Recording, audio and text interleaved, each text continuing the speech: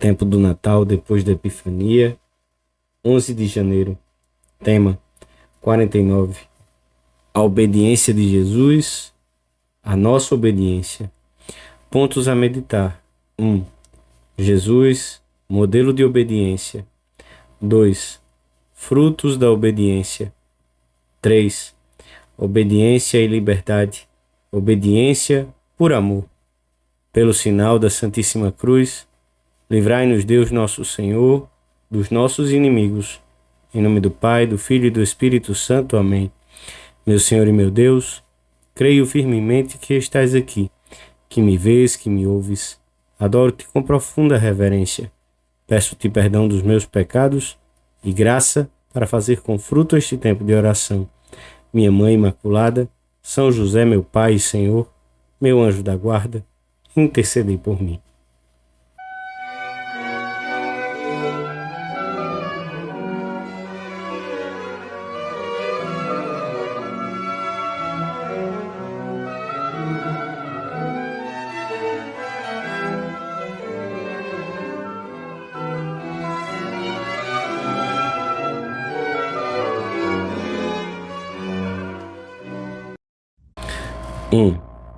Depois do encontro no templo, Jesus regressou a Galiléia com Maria e José, e desceu com eles e veio para Nazaré, e era-lhe submisso.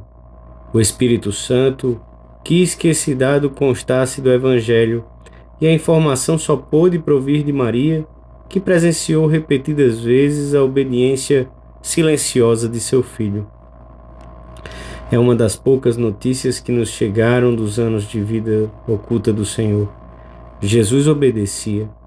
Cristo, a quem todo o universo está submetido, comenta Santo Agostinho, submeteu-se aos seus, por obediência ao Pai.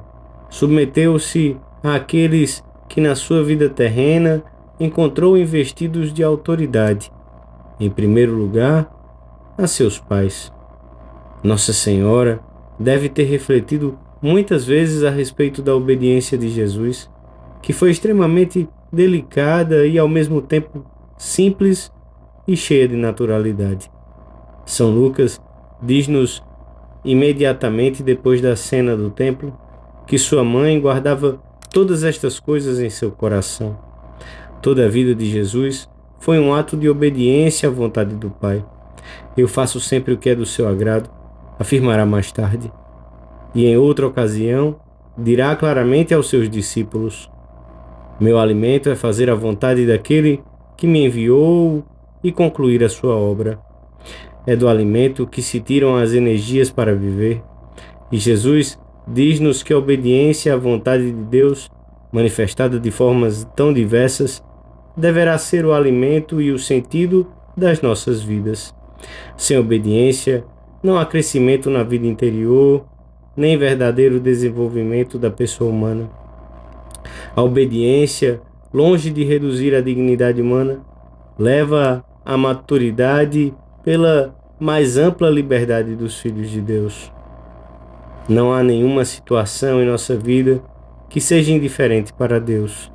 Em cada momento Ele espera de nós uma resposta, a que coincide com a sua glória e com a nossa felicidade pessoal.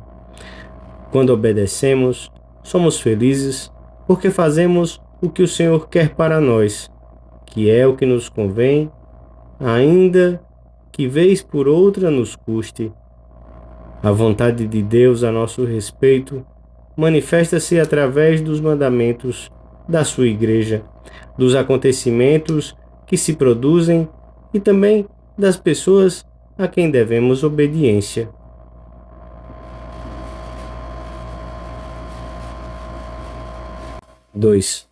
A obediência é uma virtude que nos torna muito gratos a Deus. A Sagrada Escritura narra a desobediência de Saul a uma indicação que recebera de Javé. E apesar da sua vitória sobre os amalecitas e dos sacrifícios que ofereceu pessoalmente logo a seguir, o Senhor arrependeu-se de tê-lo feito rei e disse-lhe pela boca do profeta Samuel: melhor a obediência do que as vítimas. A este propósito, comenta São Gregório, com razão, se antepõe a obediência aos sacrifícios, porque, mediante a obediência, imola-se a própria vontade. Pela obediência, manifestamos a entrega de nós mesmos ao Senhor.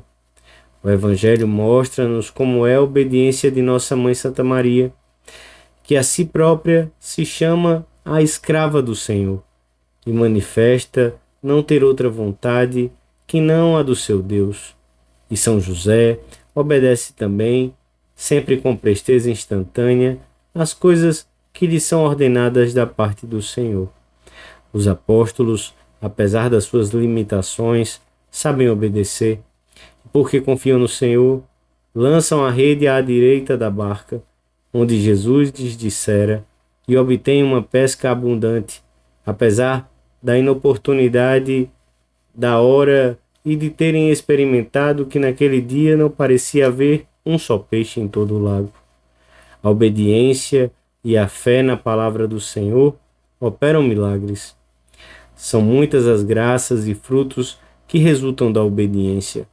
Os 10 leprosos são curados por terem obedecido às palavras do Senhor. Ide e mostrai-vos aos sacerdotes. E aconteceu que, enquanto iam, ficaram limpos. E o mesmo aconteceu com aquele cego a quem o Senhor pôs lodo nos olhos e disse: vai e lava-te na piscina de Siloé, que significa enviado. Foi, pois, lavou-se e voltou com vista. Que exemplo de firmeza na fé nos dá este cego! Uma fé viva, operativa. É assim que te comportas com as indicações que Deus te faz quando muitas vezes estás cego, quando a luz se oculta por entre as preocupações da tua alma? Que poder continha a água para que os olhos ficassem curados ao serem umedecidos? Teria sido mais adequado um colírio misterioso, um medicamento precioso preparado no laboratório de um sábio alquimista. Mas aquele homem crê, põe em prática o que Deus lhe ordena e volta com os olhos cheios de claridade. Quantas vezes também não iremos nós encontrar a luz nessa pessoa colocada por Deus para que nos guie, nos cure, se formos dóceis em obedecer. Deus Pai outorga o Espírito Santo aos que obedecem. Lê-se nos Atos dos Apóstolos. O Evangelho mostra-nos muitos exemplos de pessoas que souberam obedecer. Os servos de Caná da Galileia, os pastores de Belém, os magos, todos receberam abundantes graças de Deus. A obediência torna meritórios os nossos atos e sofrimentos, de tal modo que, por mais inúteis que possam parecer, chegam a ser muito fecundos. Uma das maravilhas realizadas por nosso Senhor é ter feito com que fosse proveitosa a coisa mais inútil de todas, a dor. Ele a glorificou mediante a obediência e o amor. A obediência é grande e heróica quando, para cumpri-la, se está disposto a ir até a morte e a ignomínia.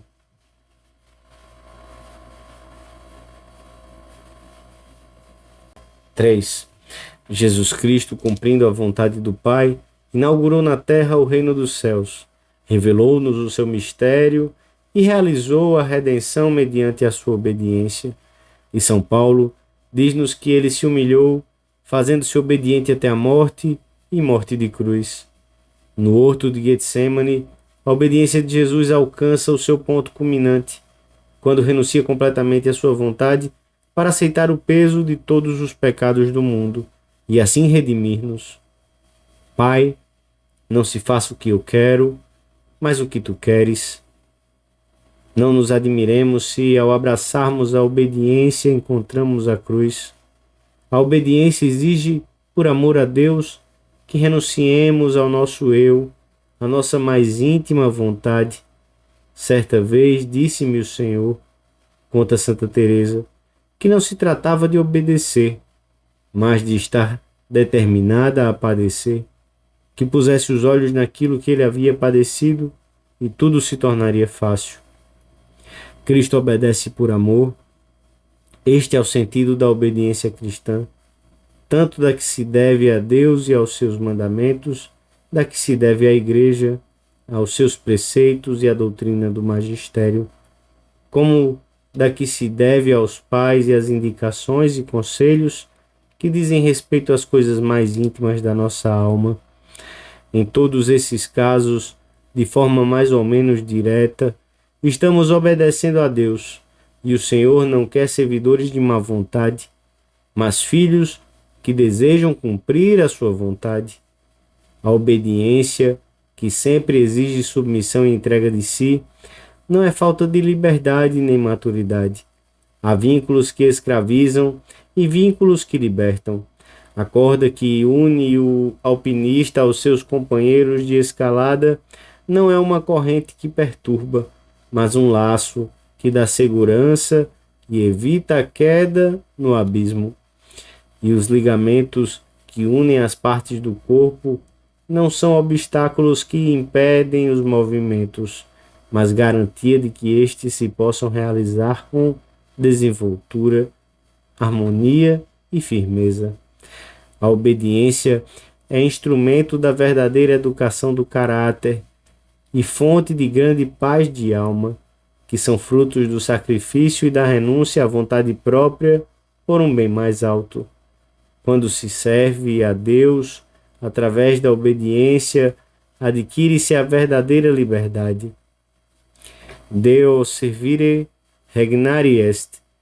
Servir a Deus é reinar. Ó Deus, nós vos pedimos que aqueles que nos gloriamos em obedecer aos preceitos de Cristo, Rei do Universo, vivamos eternamente com Ele no reino dos céus.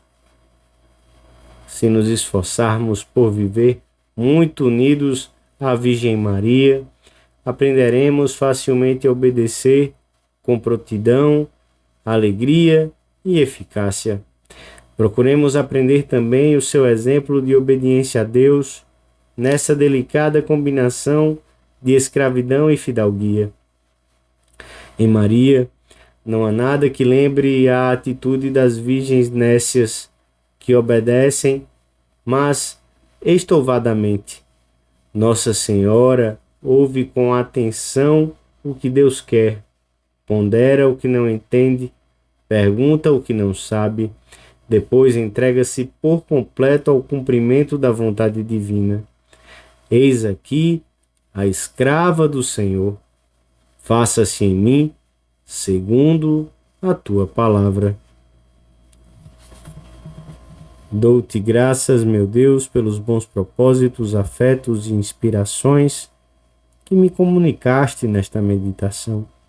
Peço-te ajuda para os pôr em prática. Minha Mãe Imaculada, São José, meu Pai e Senhor, meu anjo da guarda, intercedei por mim.